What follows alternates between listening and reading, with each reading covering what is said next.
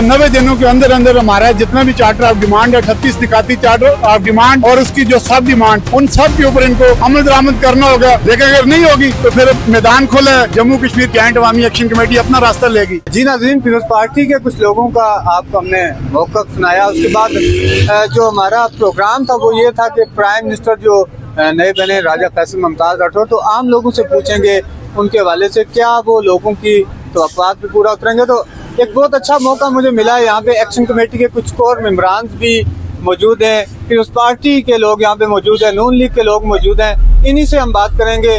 सबसे पहले action committee के कोर मेंबर हैं हफीज हमदानी साहब, इनसे बात करेंगे। हफीज साहब,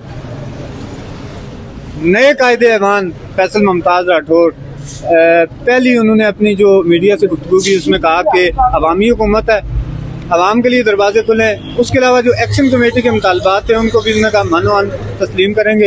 एक्शन कमेटी एक हकीकत है, उसको मानना पड़ेगा। तो आपकी क्या ख्यालात हैं नए कायदे-ए-ऐवान के बारे में? देखें जी, अवामी हुकूमत तो वैसे मैं हंसूंगा इस पे, इसलिए कि जब से ये ईवान मुंतखब हुआ था उसके बाद कितने वज़ीर-ए-आज़म चेंज हो चुके हैं, कितने लोग जो है ना हुकूमतें बदल चुकी हैं, वही वज़रात दूसरी हुकूमत में, वही दूसरी में, वही अपोजिशन में चले जाते हैं, वही हुकूमत में आ जाते हैं। तो अवामी तो फिर अवाम ने फैसला करना है कि क्या ये अवामी हुकूमत है या नहीं है।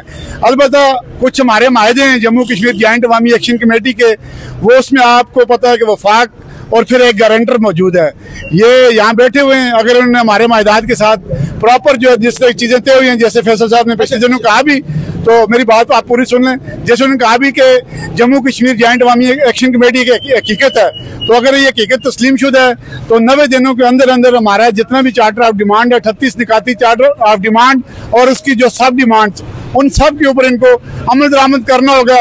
वरना अवाम तो आज आप सब ने 3 दफा जब जम्मू कश्मीर जॉइंट अवामी एक्शन कमेटी निकाल दी तो आपने देखा कि अवाम किस तरफ निकली और अवाम कहाँ पे खड़ी है। जैसे आपने खुद कहा कि वो कह रहे हैं कि जम्मू कश्मीर जॉइंट अवामी एक्शन कमेटी एक हकीकत है, तो इसको तस्लीम करना पड़ेगा। तो आप क्या समझते हैं? बाकी जो बातें पीछे रखते हैं, कायदे-ए-ऐवान मुंतखब हुए हैं नए, 2 दिन 3 दिन का टाइम अभी हुआ है, तो आपको क्या लगता है डिलीवर कर पाएंगे? सिर्फ ये जो हम उस निज़ाम रखेंगे जी, क्योंकि यहाँ जो भी मुंतखब हो बेसिकली हम इसी निज़ाम के अंदर रहते हुए इसी निज़ाम से हम चीजें मांग रहे हैं।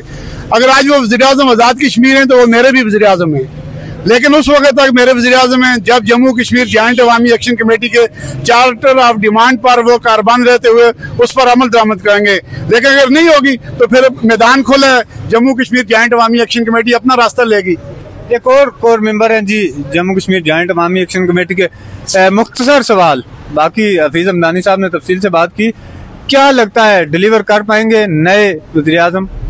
बात वही है कि जी जिस तरह आपने देखा है कि ये तकरीबन 4 जो सीजन है 4 वज़ीर-ए-आज़म बदल चुके हैं, लेकिन हमें उम्मीद है चूँकि फैसल मुमताज़ राठौर साहब वो वाहिद शख्सियत हैं जो जम्मू कश्मीर जॉइंट अवामी एक्शन कमेटी के साथ पहले दिन से मुज़ाकराती टीम में शामिल है।